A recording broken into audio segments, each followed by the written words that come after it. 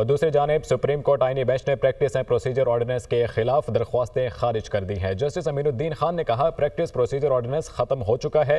Justice محمد علی مظہر نے remarks دیے کہ آرڈیننس کے بعد پریکٹس اینڈ پروسیجر میں پارلیمنٹ نے قانون سازی کر دی ہے۔ جسٹس جمال خان مندوخیل نے کہا قانون آ جائے تو آرڈیننس خود بخود ختم ہو جاتا ہے۔ اسی پر بات کریں گے، حسیب ملک ہمارے ساتھ موجود ہیں۔ حسیب ملک، آگاہ کیجیے گا مزید کیا احکامات جاری کیے گئے ہیں؟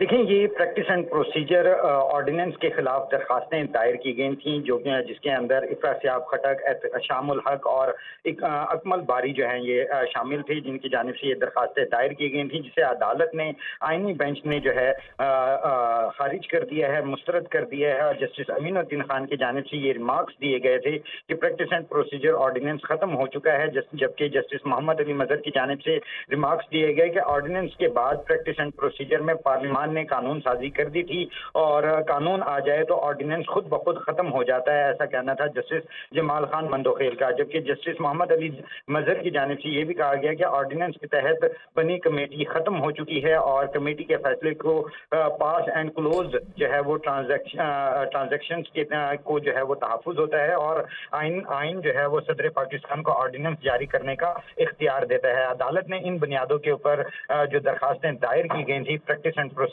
آرڈیننس کے خلاف، ان کو جو ہے وہ خارج کر دیا ہے، ان درخواستوں کو مسترد کر دیا ہے۔ اور یہ 7 رکنی آئینی بینچ تھا جس نے سماعت کی تھی، جو کہ جسٹس امین الدین خان کی سربراہی میں 7 رکنی بینچ سماعت کر رہا تھا۔ اگر بینچ کی بات کی جائے تو بینچ کے اندر جسٹس محمد علی مظہر، جسٹس جمال خان مندوخیل، جسٹس حسن اظہر رضوی سمیت دیگر جو ججز تھے وہ اس بینچ کا حصہ تھے۔ جی ٹھیک ہے، بہت شکریہ حسیب ملک، آپ ہمیں آگاہ کر رہے تھے۔